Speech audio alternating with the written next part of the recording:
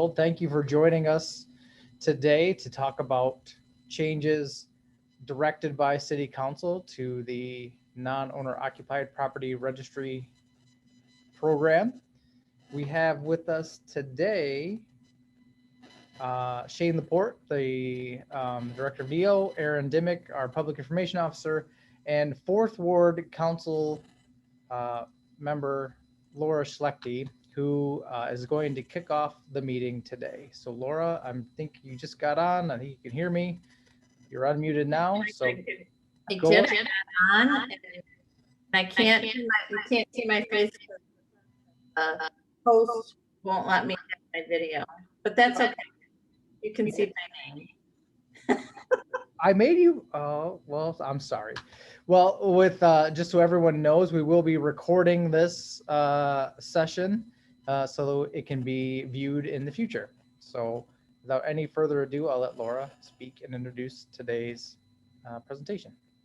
Okay, well, I'm super excited that Shane has given the presentation. Back in August, Councilmember Alexander had asked that the Neighborhood and Economic Operations do an analysis in 3 and 4 years for the cycle of home inspections.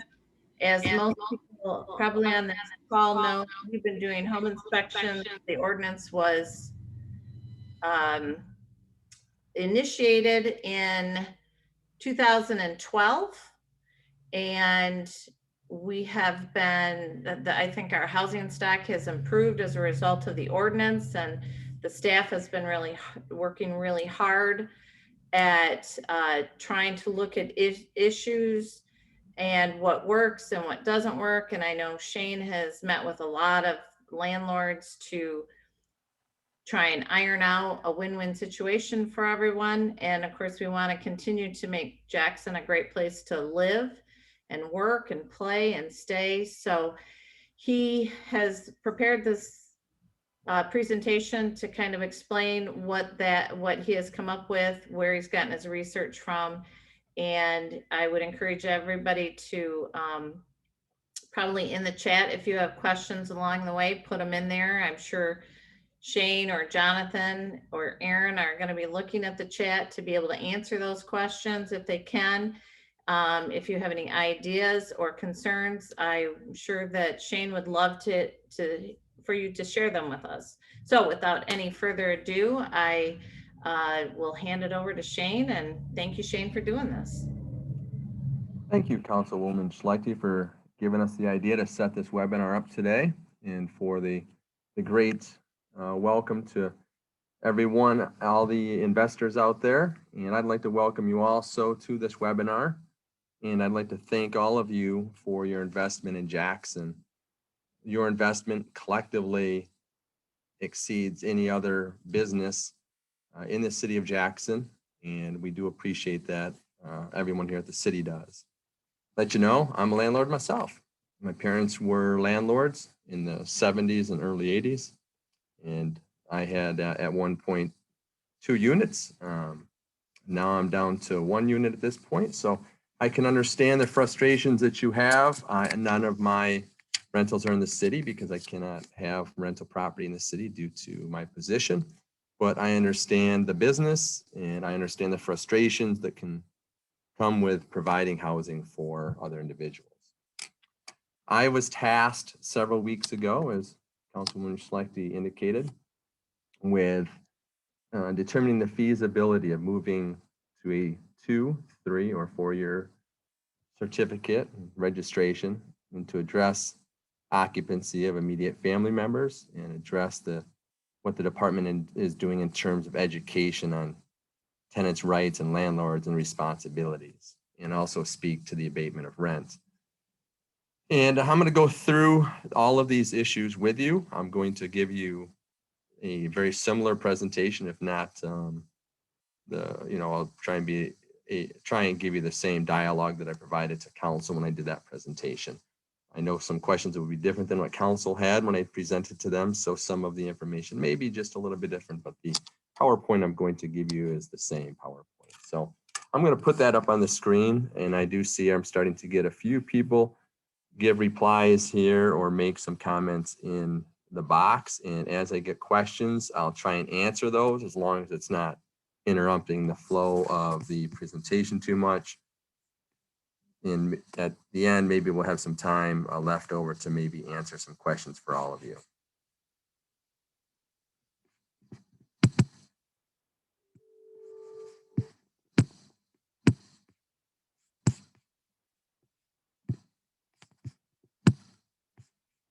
Okay, up on the screen now is coming the presentation. And I just have to change the format to get it into presentation mode for you.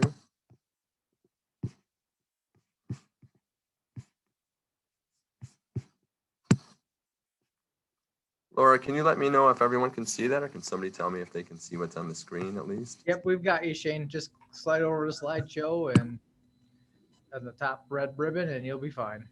Yep. Get that for us.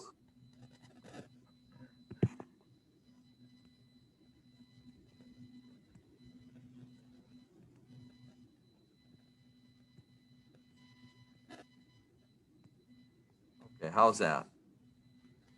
It's good. Now click from the beginning, and you'll be all set. Yeah. Making sure that's the only one you see on the screen right now, Mr. Green? That is true. First one. There you go. Excellent. Well, we'll get into what the purpose of the inspection program, and this is still in the first part of the code book when you open it up. And it states, in the best interest of the health, safety, and welfare of the city and its residents, to require that all non-owner occupied residential dwellings or units be registered and inspected to ensure safe, secure, sanitary living conditions. Now that purpose has remained the same since the inspection programs started back in the 1970s. I found a code book all the way back to 1977, and the same purpose that was stated in the most recent code books has remained the same since 1977. Inspection fees, if there's going to be a change to fees, we must still consider the length of the registration, and also when we're talking about length of registration, we have to talk about fees. They go hand in hand. When the years increase between inspection cycles, so does the cost to the property owner for the inspection, regardless of the hourly rate or flat fee. And I'm going to talk to you a little bit about the hourly rate and flat fee and how the hourly rate is determined. But I want you to know that no matter what happens, whether we change the cycle, you know, from 2 to 3 years or 2 to 4 years or stay at 2, if we make that increase, then that's going to cause an increase on that inspection, whether it's the hourly rate or flat fee. And not changing the fees would create a significant deficit to the city's general fund to make up that difference. And many years ago, council decided that no money should come from the general fund or any other source to pay for the housing inspection program. And that is because there is a user fee, and that's what we're going to talk a lot about, is the user fee that's associated with the inspections. And that's what all of you are paying. And I think that's probably most concerning to you, is the amount of money for the inspections. In February 2012, council adopted the 2-year inspection cycle, as Councilwoman Schlechte indicated. And at that time, the following fees, which are up on your screen, were assessed as user fees. The registration was $30, the per unit was $10, the inspection was $75, and a $50 compliance inspection. Based on those numbers, it would have cost about $265 for a 2-year inspection cycle if somebody's unit, single family structure, was compliant at the 90-day compliance inspection. Currently, the hourly rate that we are on now was set by council August 12th of 2020, and that rate is $255 per hour. According to the finance department for the city of Jackson, the hourly rate should have been adjusted to $292 per hour. And that's because every July, those rates are supposed to be looked at and council make action on those, determine if they're going to increase to what the finance department determines the rate is through a rate study. The difference from what the hourly rate should be and what the hourly rate is currently being charged will likely result this year in a budget shortfall because the rate was not increased. On this screen, it gives you a breakdown of how the hourly rate is determined. On May 2017, City Council adopted the hourly rate fee structure, and that's shown here on the screen, what's supposed to help cover the actual cost of the inspection program and ensure funding consistency. The following formula was adopted for determining the hourly rate. At the top, you'll see the total estimated program cost, and that's the cost of what it takes to run the entire department regarding the housing code enforcement for 1 year, and that is approximately $1.2 million. The hourly rate is then determined by taking the per inspector billable hours, the annual work days, and the number of full-time equivalent inspectors, meaning the number of inspectors, times that by 2-year cycle, and that is what the hourly rate should be.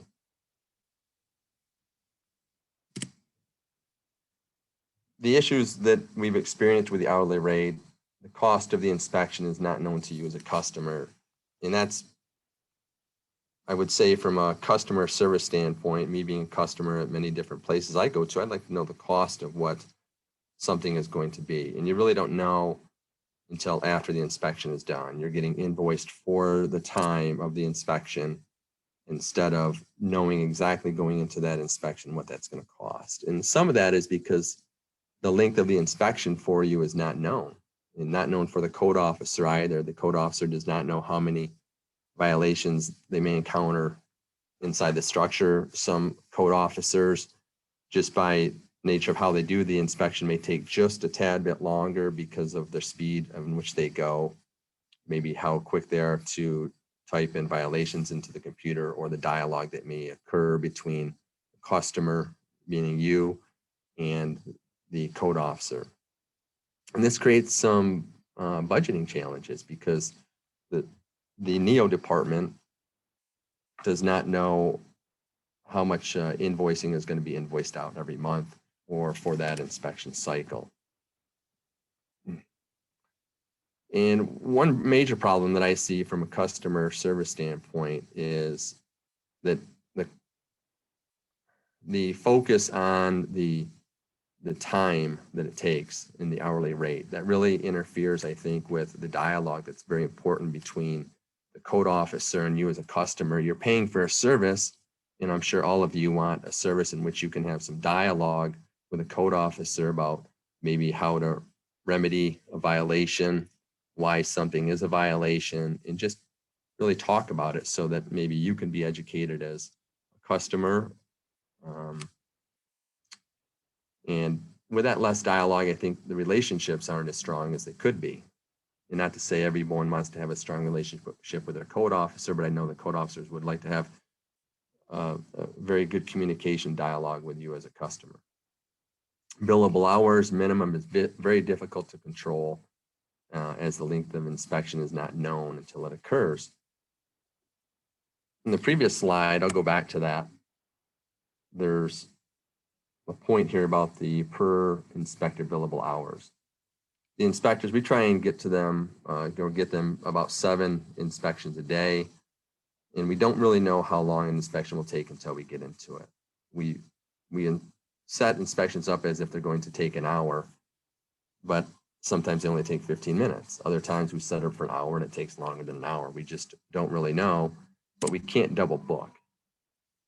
I had someone recommend, one of the investors recommend, well, why don't you just book more than one inspection for the same time? I don't think any of you would want to have to sit around and wait for an inspector. And the same goes for scheduling, like other service businesses do, where maybe they say, well, we'll be there between 8 o'clock and noon.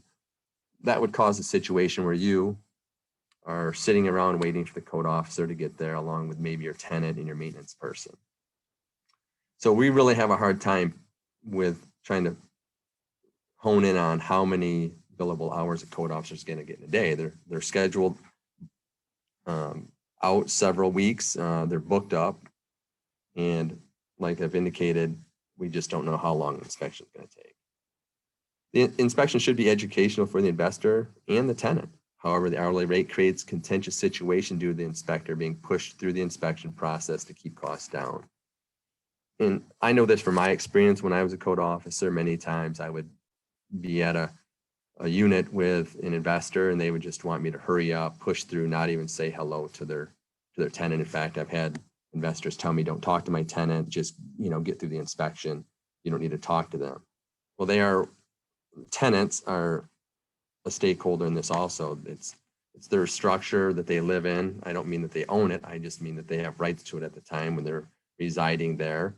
And dialogue with them is important. We have code officers who are strangers to them, and we're going into their home, and there should be some dialogue to maybe put that tenant at ease a little bit on what the inspection is about, or maybe provide an opportunity to let you as the investor or the code officer know that there might be a problem.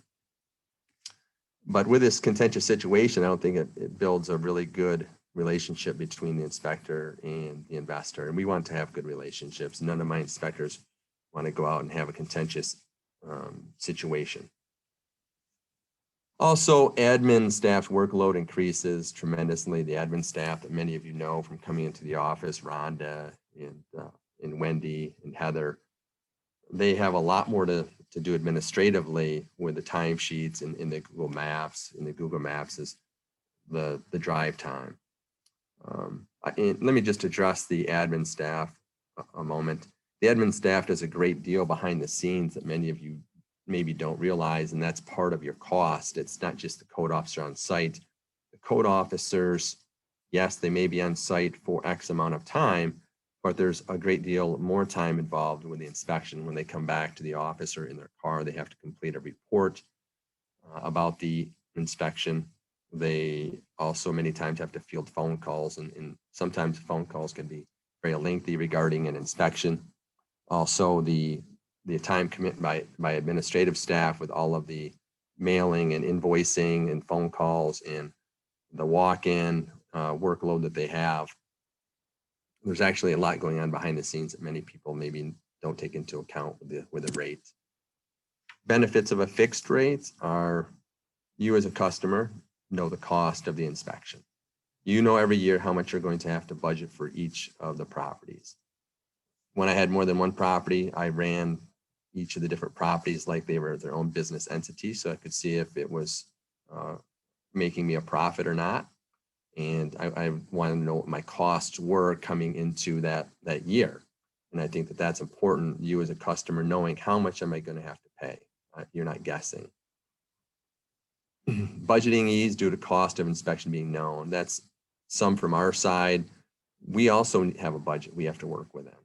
We have a responsibility to the taxpayers and to you as consumers to make sure that we stay within budget and don't go over budget. It's very hard to do on the hourly rate. Also less burdensome on administrative staff, which allows them to focus on other pressing matters. I have 3 administrative staff that focus solely on, or mainly on, the housing code program. And there's so much more work. I could use several more admin staff just to keep up with the workload that we have here. There's a lot that goes on here in the building department that many people don't know. Many people think it's only the housing department, but we have planning, we have zoning, we have building, we have part of the Administrative Hearings Bureau, and that's Mr. Dave Batterson, who he staffs that from the admin, does the admin staff for that in the Administrative Hearings Bureau. We've got Community Development Block Grant staff. We also have our housing rehabilitation staff. So we have a lot going on. I think this is maybe the meat and potatoes everybody's kind of waiting to get to. And how this came about here is I was tasked with looking at a 2, 3, and 4 year cycle. Well, I have to look at what type of fee structure we would go to. And most of you probably on this call have been in this business long enough to have been on a flat fee schedule, and the majority of you have also kind of given me some feedback on the pros and cons of the flat rate versus the hourly. I had our finance department create a model here for a flat fee projection of registration, initial and 90-day. And as you can see here, the 2-year cycle for a one unit structure would be about $220 per unit. And that would be with that 90-day and the initial. And the reason why finance indicates they can get the cost a little bit lower is this model is based on a prepay system. Prepay is what all the rest of permits in the building department require. There's no other service in this department, at the NEO department, in which we perform a service without getting paid in advance. What happens is there's formulas that finance uses to determine projected uncollectibles. We're experiencing about 35% uncollectibles right now. And the uncollectibles are people who received a service, an inspection was performed, and they just didn't pay their bill. And that's what really drives your cost. Your cost is being driven by other investors who receive an invoice and they do not pay it. And like most businesses, we have to then roll that fee into the next year's rate because we still have to make up for that cost. That was still a cost associated with doing business. I think the thought out in the world of the investors is that we have really increased the amount of staff that we have here in the building department. When actually I look back to 2010 and we still have almost the same number of employees. We had 18 employees in this department in 2010. We actually have 18 and 1/2, and that 1/2 of a person is a part-time person who helps out with staffing part of the Administrative Hearings Bureau, meaning staffing, what I mean by is they do a lot of the administrative paperwork behind the scenes for that. And they also do some scheduling for the housing code enforcement. You can see the price here.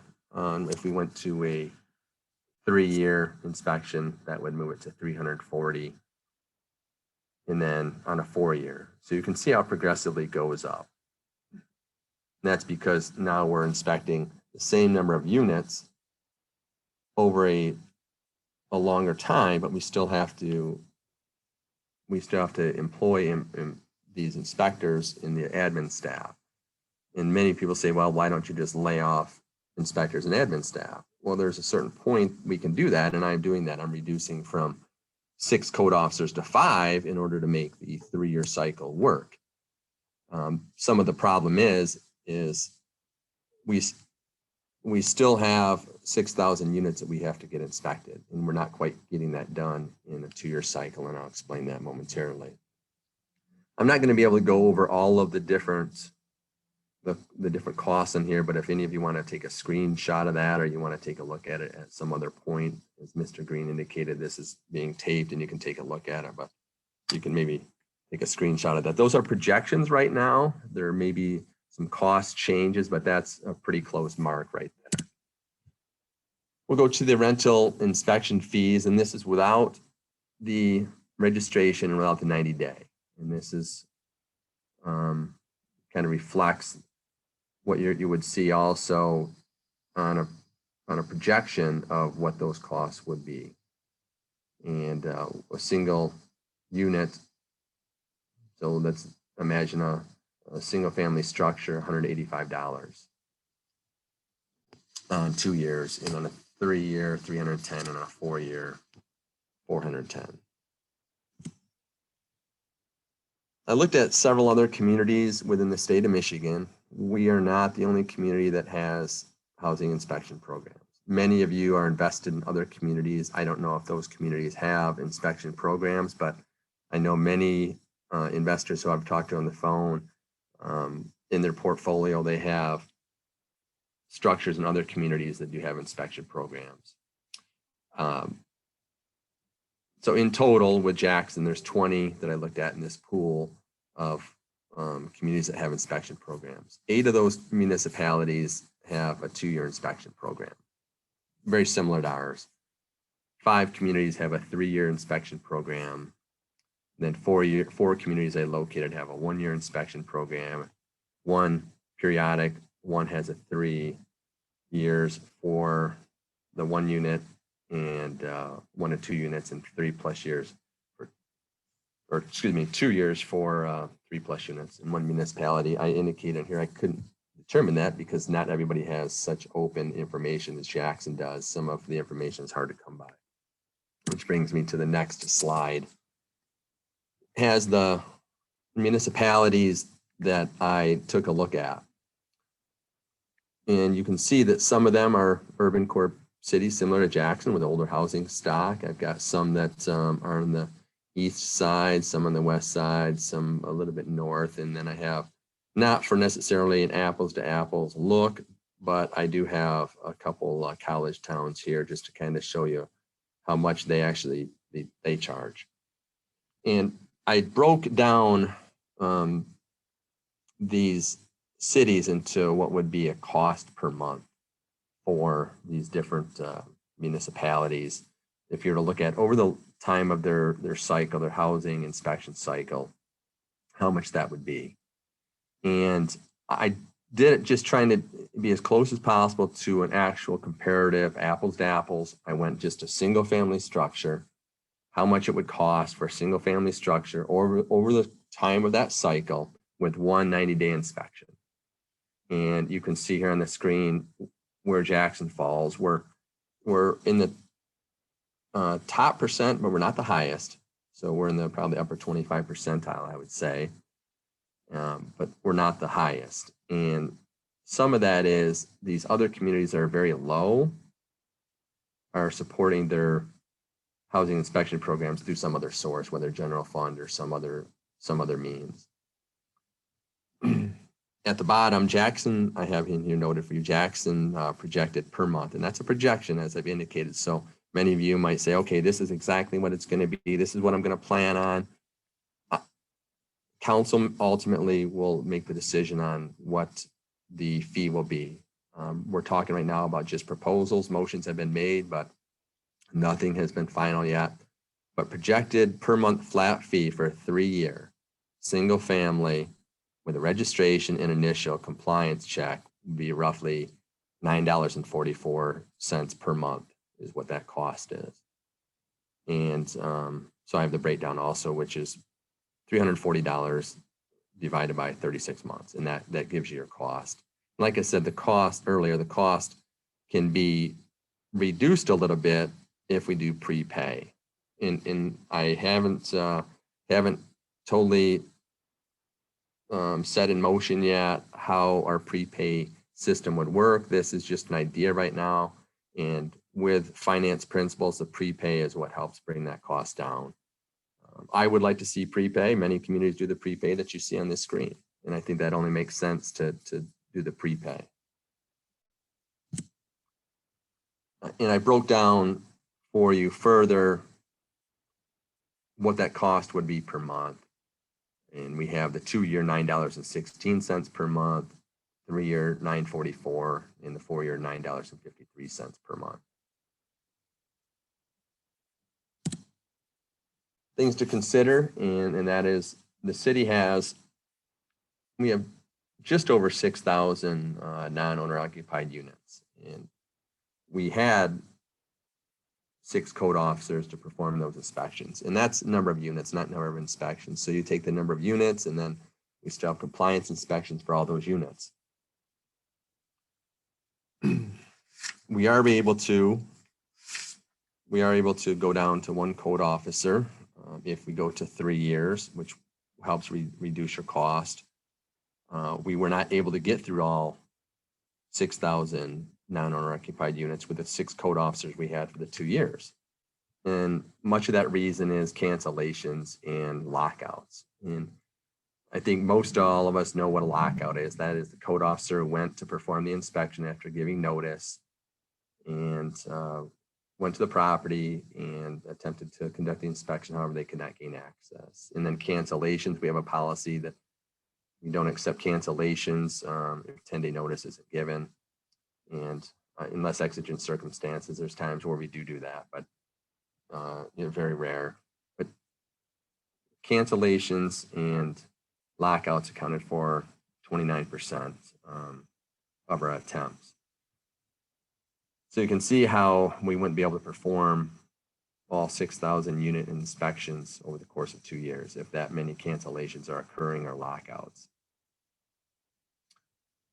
43, this is a huge number, 43.5% of all units in the city after 2 years still did not certify, meaning they didn't pay their bill, so they didn't get their certificate, or they did not register, or they were not able to make repairs within that 2-year time frame.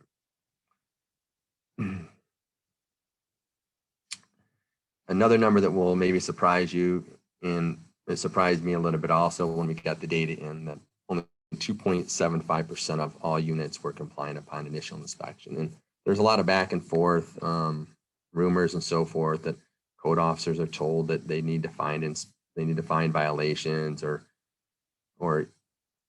someone's going to get mad at them, or they're going to get in trouble, or just you name it. There's all kinds of things that are said about the inspectors needing to find a violation. I can tell you, there's been no order ever to say that you have to find a violation. That's a misnomer. The code officers are actually quite happy when they go to a property and they find no violations. They come back and they actually brag about that investor and how good the property was. So they're quite happy, actually. And people say, well, you're trying to find something. Well, it's not that they're trying to find something. They just go there and they observe. If it's a violation, then they have to cite it. And their job is inspectors. So essentially their job is to look for violations, because that's what they do. They inspect.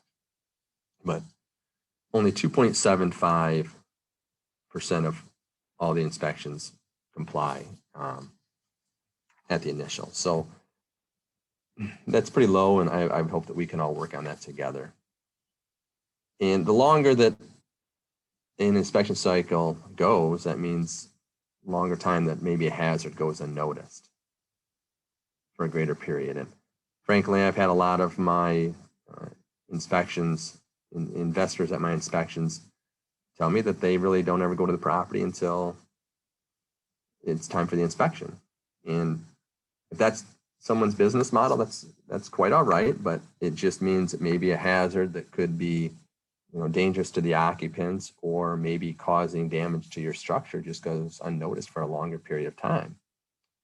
And within a longer stretch between inspections, that means that many times deferred maintenance may occur if someone isn't fixing anything unless the code officer tells them to do. Then that deferred maintenance is just going to continue on, and deferred maintenance can cost a lot of money, especially in the form of water leaks anywhere at the structure, whether it's inside the structure or outside the structure. It's just one example. Deferred maintenance can really pose a problem and cost a lot more money in the long run. Yeah, I did indicate earlier, NEO staff had remained the same since 2010. Even though the inspection program moved to a 2-year cycle in 2012, the workload increased considerably. I have heard some investors say, well, we used to, just get inspected once in a while, or some have said, every 7 years, and, it's been the gambit on there. But I did see something in one of the old code books, I think it dated back to 2001, that indicated that the cycle would be 2 years. I'd have to look a little bit more into that and find something more from the resolution whenever it passed many years ago. But with that huge increase by compacting 6,000 units into just 2 years, that put a great amount of more work on the inspectors, but we didn't increase the number of people in the building department. many people don't know that there were inspectors who maybe perform more than one role. They may have been the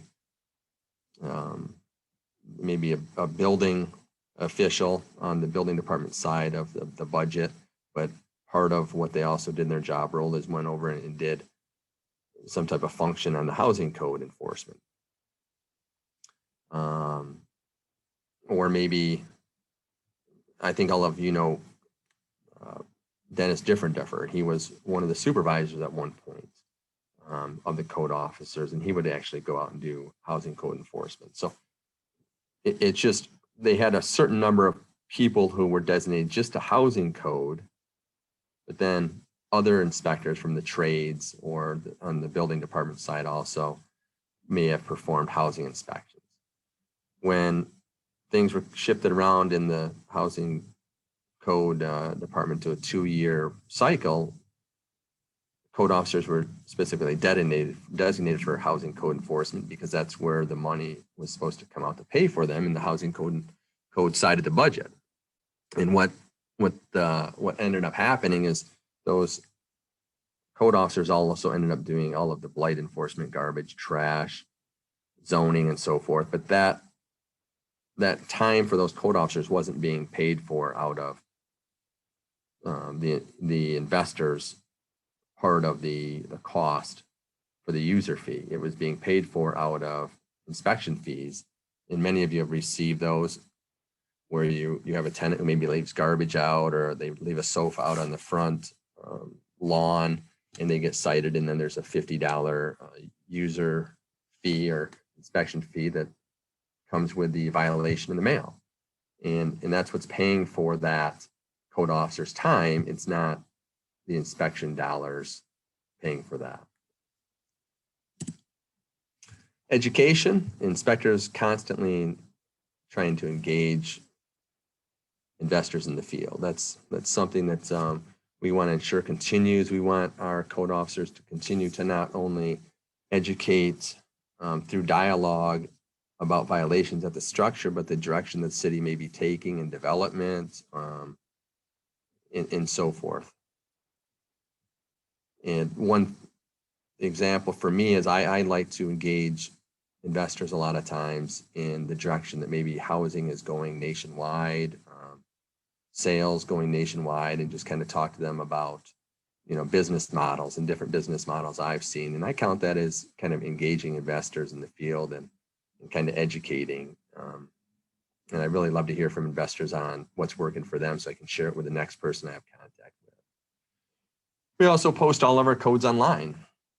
I'll tell you a little story. I not too long ago had a meeting with a longtime investor, and that person had been in the business for about 40 years and wanted to make some huge changes to the code, and really made a lot of bones about making changes and about how bad the city was and how bad the code was. And I asked them if they had ever read the code book, and they frankly said, no, I'd never read the code book in 40 years. So I think educating ourselves as investors and also us, the city, providing that opportunity to educate yourself by having the code readily available. We do have the code book posted online, and many times in the field, our code officers are giving investors the code book. I know most everyone in Ward 2 who I deal with as an investor has received a code book from me. I would always ask, have you a copy of the code book? And if they said no, I would just get one out of my car and give one to them. And the other code officers have done that for a long time also. Also, the trifold pre-inspection brochure, which we instituted, I believe, about 2 years ago. Time goes by so quick. But that was an idea that we came up with so we could really help educate investors. So in hopes that there'd be much more compliance when we went out. That was actually done in order to kind of help you through the inspections, help you prepare for the inspections. If you go through that brochure and you check off everything, you go through like the code officer does, and you check off everything in that brochure, there's a pretty darn good chance you're going to be one of those 2.7% that pass at the initial.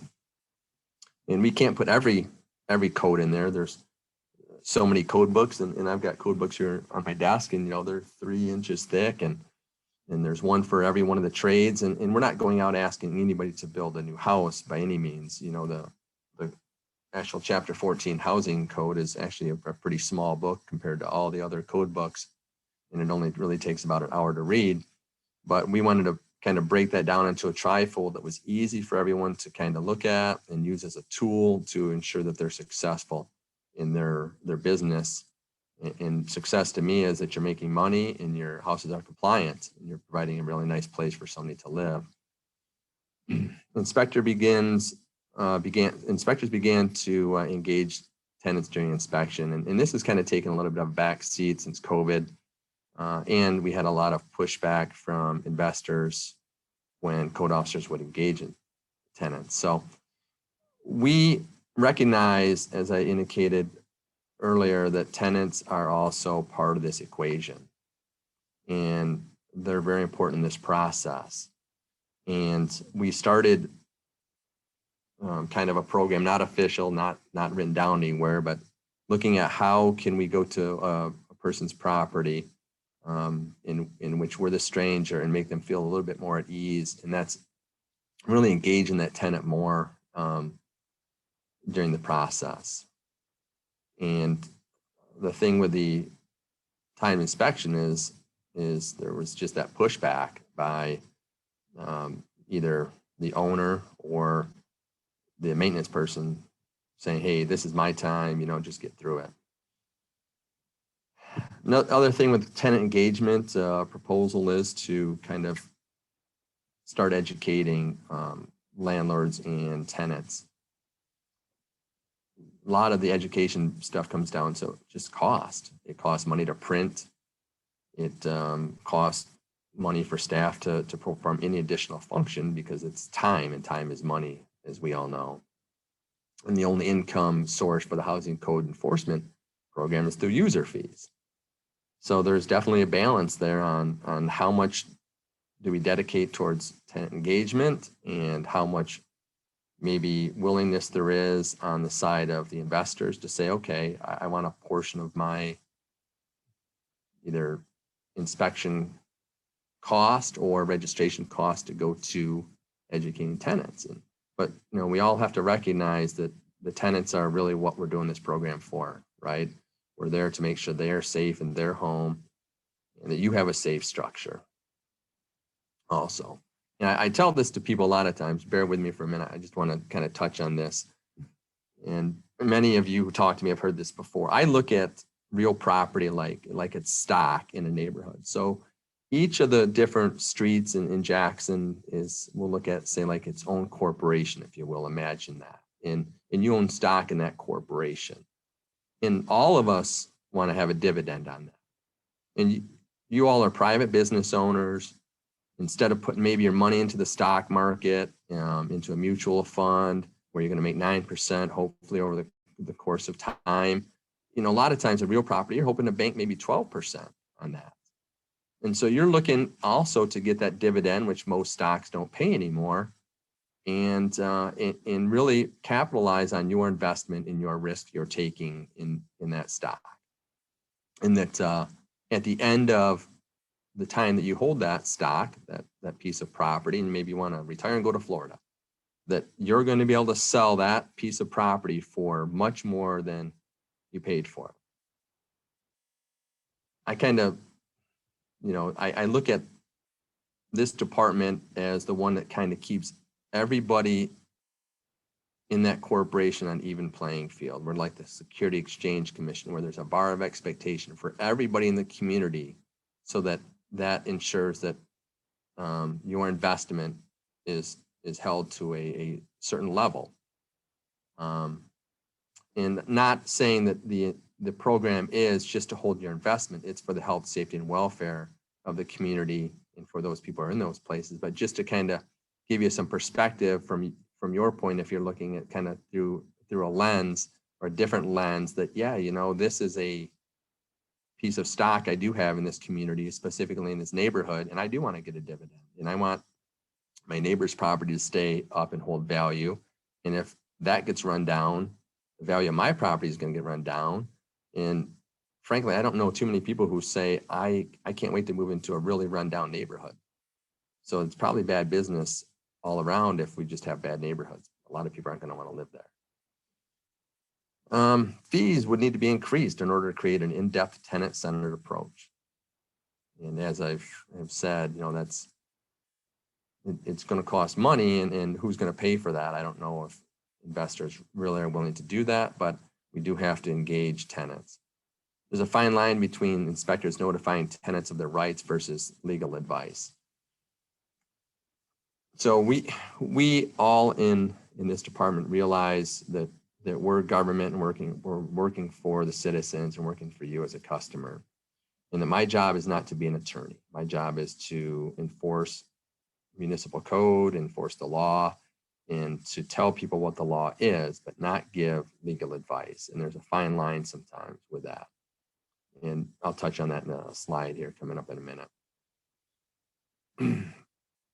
Lately, we've been meeting with investors, and some of our meetings have went very well. I'm so impressed with the mindset of our investors and how they're looking at things, especially I call them some of the new investors coming in to Jackson, local, not out-of-state investors, nothing against out-of-state investors, but local people who are really invested in Jackson, who are coming in and saying, I want to just do better for my community and I want to make Jackson a better place. And they're really doing it. And in talking about the codes, and I really haven't had a lot of complaints when we talk about the physical aspects of the code. What I get mostly is like every single building department nationwide, probably worldwide, is consistency. They want to see consistency in the code. And the changing the code, I hear that a lot from investors, is you're always changing the code. Well, I'm going to tell you, the code has changed since the beginning of Roman times. It will always change. It mainly changes when there's a catastrophe, but the code books change all the time. The code books I have, the residential building code, electrical code, plumbing code, all these different code books that I have change about every 3 years. And so they're always going to change. And that's just the business. They will always change. Been meeting with the president of JALA, Chuck Drake, who's been great. The feedback Chuck is providing and the dialogue he and I have, I've just enjoyed it so much. And one thing I appreciate about Chuck is he's always very open, honest, to the point. And, talking to Chuck, it's not like he's keeping score when you talk to the gentleman. And that has been great for, I think, the JALA Association to have someone at the helm there as their president who has such a great rapport with us here in the building department and is able to express your wants and needs and your ideas to us. He's doing a great job for you there. So I would say we're both getting educated. The city's getting educated from what Chuck is bringing that the landlords want and need or would like to see changed. And we're kind of telling him also a little bit more about the system and being open about the system, how the system works, so he can then make a better judgment about maybe a situation. Also been conversing with Chuck about some plans he has about some tenant education. And frankly, he's got some really good ideas how we can educate tenants so they can become a better tenant for you. And we'd like to team up with you in that process. I think if we have tenants who are more educated, then that's going to help you also in being successful in your business. And so we'll kind of wait to see what comes of that. Also, future plans to hold investor landlord trainings. I embrace that. I don't want to fight. I don't want to have us against them mentality. Neither does anyone in my department. There's never like talk about how bad somebody is and so forth. That's not how things happen here in this department. Frankly, we talk about the great things people are doing and the successes we're seeing out there. And we really want to be more of a help to you than a hindrance. Understanding we have to enforce the code. The code is very important and it's there for a reason and purpose. And maybe we don't all like it, but it's there. But there's no reason to fight about it. There can be great understanding. There can be great conversation. Code officers in the field love to talk about the code and talk with the investors in the respective wards that they work. So I just want you to know I want to hold many more trainings or seminars. And I think Councilwoman Schlechte finds that very important also. I've done one in the past and I really enjoyed it. So did Tim Pickett Jr. when he was here in this office. He really enjoyed it when we got together and got to talk to the different investors. So look to that here in the future. I would love to come and do more presentations for you on different aspects of the code. I'm not all opposed to that. And the toughest part will get me to shut up. Abatement of rent. This is something that was actually removed from the ordinance back in June 2020. Now, in this, the city really didn't do anything with the abatement of rent, meaning my code department did not do anything with the abatement of rent. So I misspoke, your code department, I just work for you. But the code department really didn't do anything.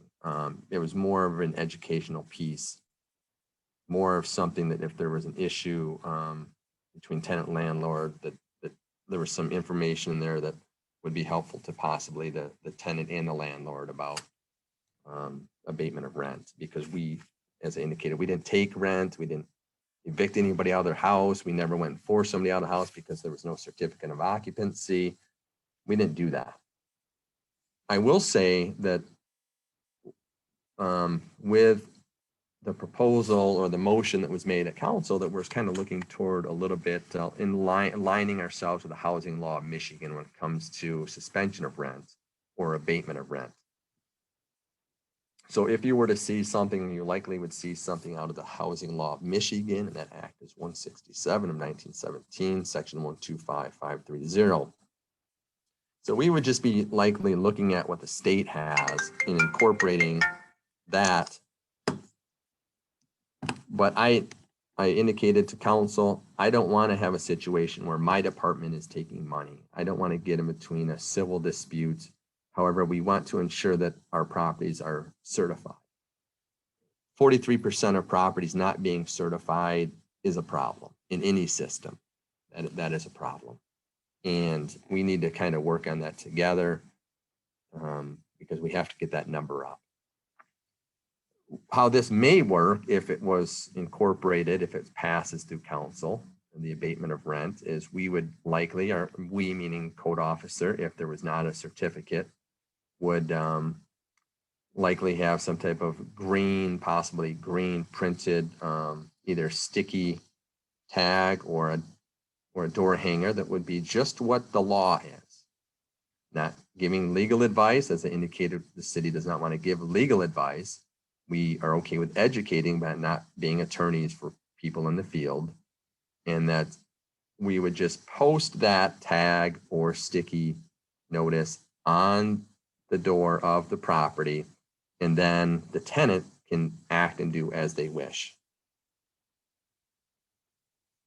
I think kind of the premise behind this, and I think it's good, and I think the logic is there and reason that if we have 43% of the people who have properties, own properties, it's a business in the city. I shouldn't say people, I would say the properties, excuse me. So 43% of the units in this city are not compliant at 2 years. And that is, as I indicated, fail to register, fail to pay, because they haven't paid, they're not going to get certified, or fail to make repairs when those repairs, or excuse me, those violations were cited. This might be no surprise to you, but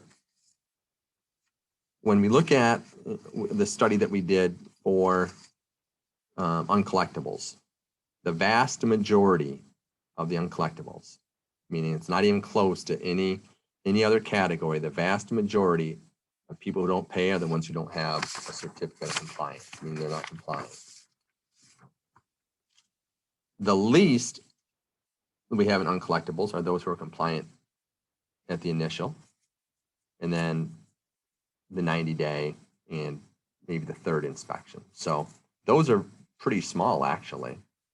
So basically, when you look at the data, it kind of shows that the people who kind of run their business, in which they take care of the structure, they follow the rules, they get certified, also make payment, which reduces your cost. The cost, as indicated, is driven by uncollectibles, not addition of personnel and not a bunch more overhead being added each year. So in fact, if you look at it, we probably haven't increased too much from maybe what cost of living is. We'd have to do a more data analysis, but I suspect it wouldn't be much more than that. In fact, we try and cut down as many costs that we can by, as I indicated earlier, reducing staff when it's not needed, if we think that we might go to a 3-year inspection cycle. Another piece of data I'd like to share with you here, since we're on the topic, is the number of units that are pretty much in compliance at the 3rd inspection. That was 27%, and at the 90-day inspection was 26.8%.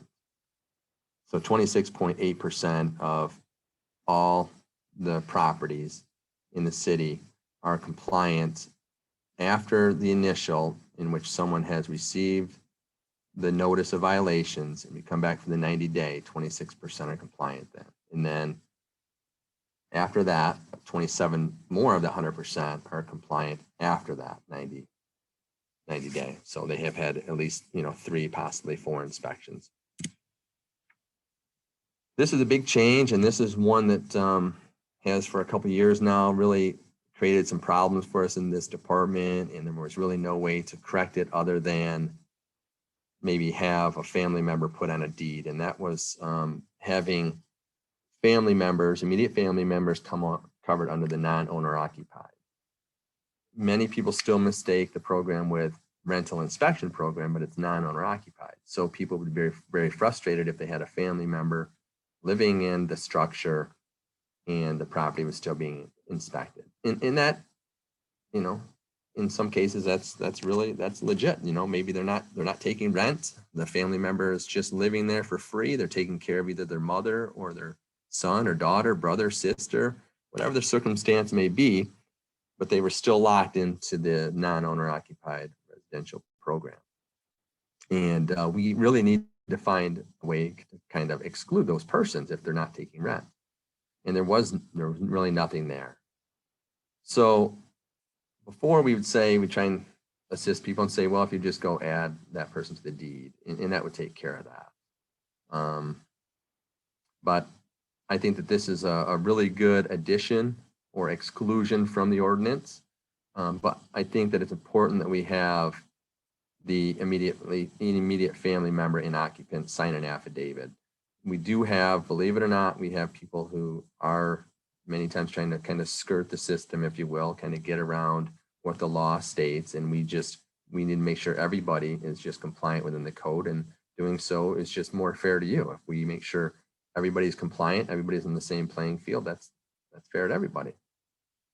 So we would need to verify the immediate family member, have an affidavit, and have both persons sign it. Again, this is just a proposal. We'll wait and see what council does. The exterior of the structure could still be inspected, and we do inspect a lot of owner-occupied exteriors. And I agree with you, investors who have told me many times that it seems to be that there was a different standard, and it wasn't that there was a different standard, but there was a scoring template that used to be used that was created many years ago that we would have to look at, meaning the code officer would have to look at, see where that property scored in order to then do a code exterior enforcement. That's been that's in the past. That's gone by the wayside. There was a change there by the chief building official, Mr. Brian Taylor, and it was a great change. We recognize that there's a level of expectation for investors and how those properties are kept, and also there has to be an expectation for homeowners, and that is in the code, and that is enforced.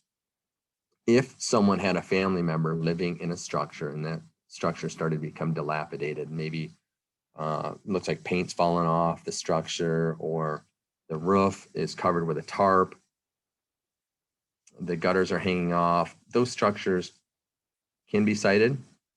They do get cited and will get cited.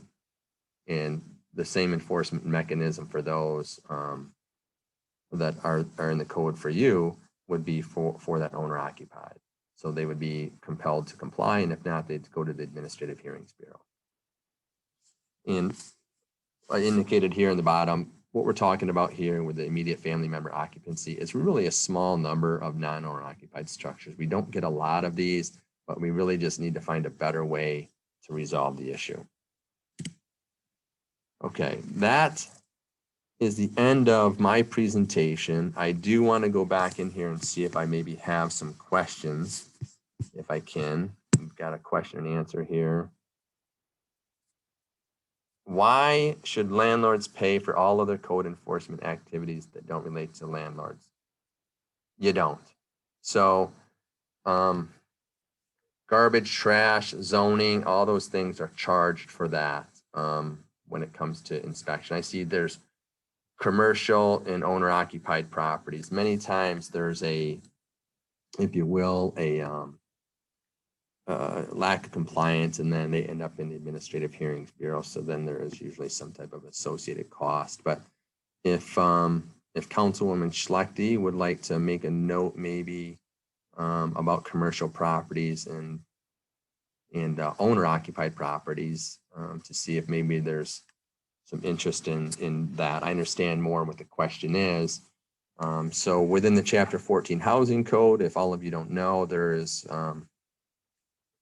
provisions in there to cite commercial properties and owner occupied, and they don't receive an invoice. What I see on this, or what I'm reading through on this, is that this person asking the question would like to see those persons charged. Why do people that pay their bills have to pay extra because they aren't collecting 35% of your invoices? It's like any other business, and a lot to do with finance and finance principles. And when we have a loss, we have to make up for that loss. Otherwise, the general taxpayer, who has nothing to do with the housing inspection program, would have to pay for that, and that's not fair also. I am and have been for some time now working on our collection system, which has been very effective. As of late, we've got people who owed, and I will not give any names, but we have people who owed lots of money, and we have a process that is allowed by ordinance, and we had to file in court, or actually judicial services files for us, and then they complete the inspection process, and that's been very effective. And as those collections start coming out, then that will be applied to the overall cost of the program, and then hopefully that will decrease the cost.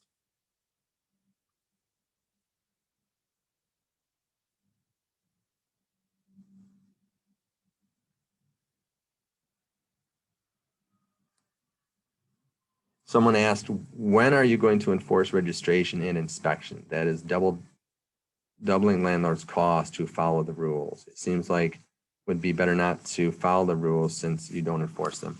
We do enforce them. We have about 400 tickets for violation of fail to register. Those are in the Administrative Hearings Bureau process right now. And those people will still be compelled to pay the late fees.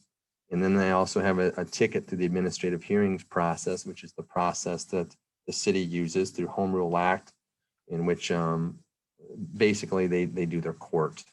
And someone can always appeal that judgment to circuit court if they will, but 99.99999% of the time when people come into the Administrative Hearings Bureau and the case is explained to them in a pre-conference, they acknowledge that they were wrong, and they are usually given more time and a lesser fine if they're compliant, and if they're not compliant, a larger fine. So those people still have to make the repairs, they still have to register, but as I've indicated, somebody has the person 35% of all invoices, and you might have somebody that has 100 properties, and that might take up many of those invoices. So The majority of people, when we're talking about people, so it says, why do people that pay their bills have to pay extra? When we're talking about the 35%, that's not 35% of you very responsible investors who aren't paying their bills. That's actually a small percentage of persons, but a great number of units.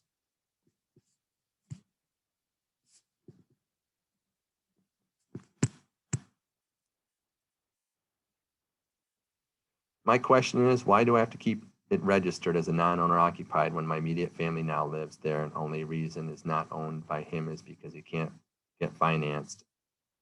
Great question, and we're hopefully, working on trying to help you out with that. And it's because, as I indicated earlier, it's a non-owner occupied program, which that's what many of the communities throughout the state have, is non-owner occupied.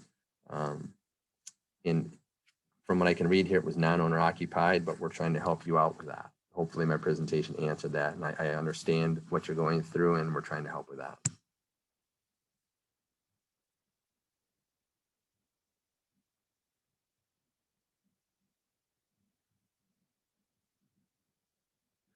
Why does the per month cost go up when extending the time of inspection does not make sense? It should be lowering the cost. That's not true. You've got the cost of doing business for the department is still about $1.2 million per year. So you spread that out over 4 years' time. You take the number of units in the hourly billing. What you're going to have is then, instead of dividing that amount of time or that amount of units, depending on which formula you have, you're now doing that into $4.8 million over 4 years versus $3.6 million over 3 years. That's why. And I can't get rid of, if I get rid of another inspector, then I can't cover all of the inspections in 3 years. So you understand that there's a point to where we have to have a certain number of inspectors, the number of units we have, and we were right on point with 2 years.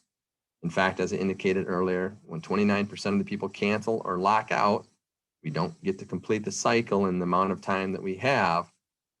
And that's not the fault of the inspection department. That is just that things happen, business happens, people can't show up, they don't make the inspection, they have to reschedule, whatever it may be, and that extends that out. So it does not lower the cost. If the city sets up notification process for abatement, who is going to hold the escrow, which the tenant is required to set up to hold until there is correction of deficiencies? Will the notice inform the tenant that they need escrow? What I envision by that, the abatement, is an educational piece only, in which we would be notifying them of the law, exactly what they can look up online, and it would be written right on that green slip, and then they know what the law is, and you as an investor know what the law is because you have access to the ordinance. The city does not want to take any escrow. We don't want to hold anything in escrow. We don't want to be in that. If we have to be, because I should say the building department, if we have, because I don't frankly have the staff. I don't have the staff to go through and hold escrows and do all that process. As I indicated, I could use several more staff now just to keep up with the workload on the administrative side. And I just don't have that in the budget. So in order to incorporate an escrow holding, that would take a staff person, literally a staff person, to probably do, considering 43% of the properties that we have in the city don't have a certificate. That'd be a lot of escrows. And so I don't think I want to get into that. If council passes that, then by all means, we will do whatever council wants in this department. Can cities set up so the fees that are unpaid get rolled into the tax bill? Yes, we can. However, the current treasurer at the county will not foreclose on a property for that. So we do that. And then before they go to tax foreclosure, they get pulled back from the taxes. So they do get put on there, and then they are paid when someone pays their escrow account or the bank pays the escrow account. And then we do get made whole on those. But we do not have houses taken because, or, for unpaid taxes because they didn't pay a bill from the NEO department. But is it there in the law? Yes.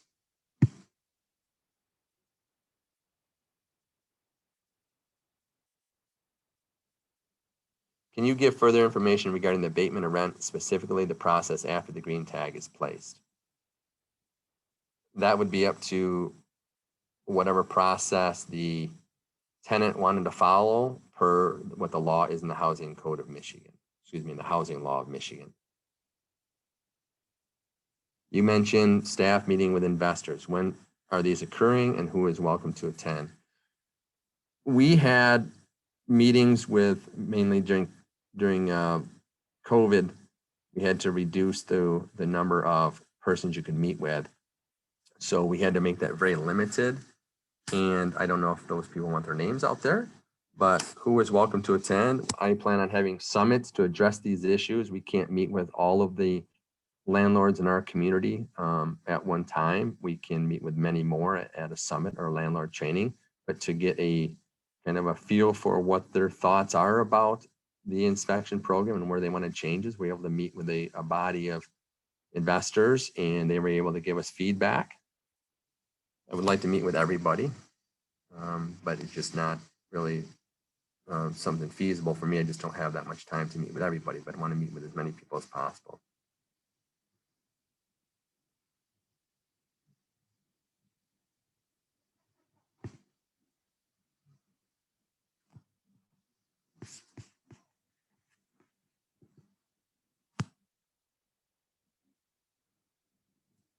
Looking in here, there's just some more comments here about the 4-year inspection fee, why it's more, and I think I've answered that a couple times.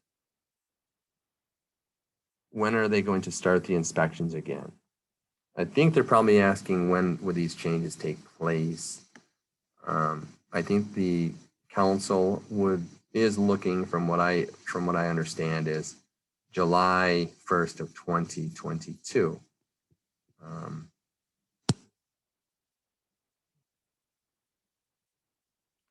What months are included in the inspection season due to inclement weather during certain months? This is the inspections that the code officers do, and I get this asked a lot. They're a compliance inspection. So the thought is that these properties are already in compliance when we show up. Some people's business model is to wait until the inspector shows up to do anything. I don't think that that's probably the best business model, but if it works for somebody and their time commitments, that works for them. But the inspection program is meant to be when we go there, everything is addressed. What happens is we have investors who maybe defer maintenance and wait till the code officer goes to the property and then they get cited for paint. Well, if someone were to visit the property frequently, they would see that the paint is peeling, and then it is, or whatever the weather permitted type of work outside is, see that work has to be done, and then address it during the warm months. So then when the code officer got there, that the property is in compliance with that portion of the code. And so I recommend, based upon this question, is visit your property often. Doesn't mean you have to go inside, but take a drive by. And if you see something, and if it's warm weather, discuss with your tenant about making repairs and go and make the repair. And then when the code officer comes out in the inclement weather months, the violation is not existent. Regarding time frame, this person has also a further question about the time frame. The code officers are working great with the investors now. They've been empowered to actually make more decisions in the field. If someone they're doing work on the property, maybe they got cited for 25 violations, and the code officer comes out for the compliance inspection, and all the fire safety codes are addressed, like their smoke detectors, and you've maybe got, say, half of those done, and you're showing progress. The code officer is going to give you more time, and then he'll come out likely in 30 more days and check to see your progress. They're trying their best not to have anyone go to the Administrative Hearings Bureau. They're not trying to force anyone into that process. So the code officers work with the investors and the maintenance people or responsible local agent on maybe a way to keep from having to get a ticket issued. So they do extend the time frequently, but there has to be progress, and it can't just be indefinitely. And whether is a reason to get an extension, but doesn't mean that follow-up inspection is going to be free. Those violations that are weather, depending on the weather to repair, likely should have been done before the code officer came out there.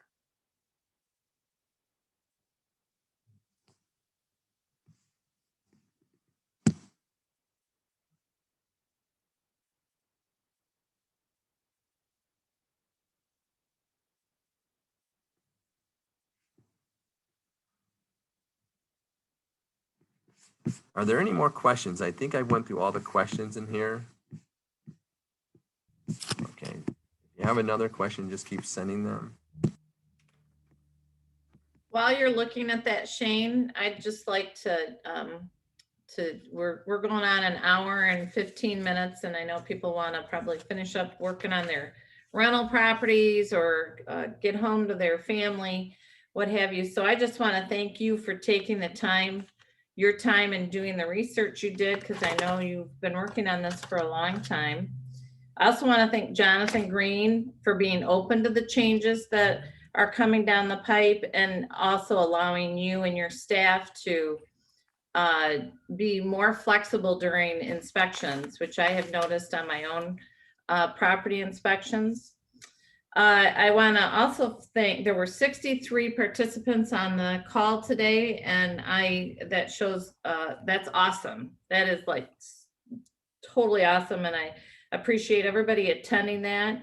And I want to give a special shout out to Will Forgrave and Jeremy Alexander, who I saw were on the list of attendees. I would encourage anybody who has comments about the inspection process or anything on the neighborhood and economic operations with regard to the housing, they shoot an email to Shane or Jonathan. Their email address is their first initial, last name at cityofjackson.org, or reach out to your council person that your property is located in. I also want to, everyone knows that I'm a landlord. Before I get into that, the city is addressing the collection issue. I do like Shane's idea of the prepaid, because that will lower any of the receivables the massive receivables that we're seeing. But that's going to be up to council to determine how that's handled. And I know there was a concern about us as landlords paying for the education of tenants. I don't think, from what I've heard, I don't think the council is directing Shane's staff to roll that into the landlord's budget. I think that would come out of a different pot. And I just wanted to let people know that I know Shane's gonna keep tweaking this with Jonathan's permission and the council's encouragement. And I will not be voting on anything that has to do with the housing, the landlord section of the housing code, because it is considered a conflict of interest at this point. And so on Tuesday, I won't be voting. However, I do want you to know that your concerns do not fall on deaf ears. And we appreciate your participation. So thanks to everybody. Is there anything else you wanted to add, Shane, before we let people go? I did. I just want to say I look forward to my next meeting with all of you. I look forward to the future and our working as a partnership to just improve Jackson, improve the housing stock. Like I've said, you investors are the number one What time are you gonna get when back? it comes to investing in our community. And that is amazing. If we look at all the other business in Jackson, we look at collectively, the value that you put back in is worth more than any other business. And I'll just leave on one more positive note and let you all know that we have a new registration form. It is one single page registration form, which I know all of you are going to be happy that you don't have to write in all the same redundant information in there going forward. We're even going to think about putting a box on the form that indicates no change if there's no change. So that's another positive that has come out of all the feedback we've had with investors since I took this position. And I hope that all of you are pleased with today's presentation. And if you have any questions, as Councilwoman Schlechte indicated, my phone number is 517-740-6881. I'll give you that again, 517-740-6881. I'm usually available nights and weekends. If I don't get back with you within 24 hours, that means I likely didn't get the message. Otherwise, I would have gotten back with you. So just call me again and we can discuss whatever you have, whether it's during hours or off hours. So I appreciate all of your time.